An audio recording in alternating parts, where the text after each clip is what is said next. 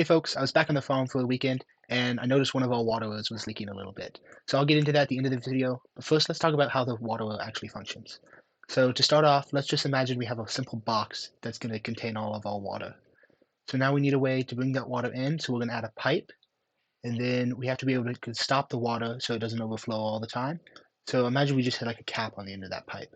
Well, that's not going to work too well because when the cattle drink eventually, it's going to lower the water level down and we're going to need more water to fill it in. So the way we do this is by what's called a float. And so I'll show you how the float works here in this animation. So as we can see, when the water level drops, the float drops, and that's going to allow more water to come in, eventually filling it back up and closing it with the float. So the float here is kind of connected to like what's a plug.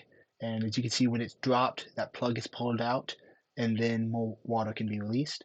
And when the water hits that float again and it lifts it up, that puts pressure back on and cuts the flow of water off. So let's take a look at what's wrong with our water here. Obviously, it's pretty simple to tell that the ball has fallen off and it's no good.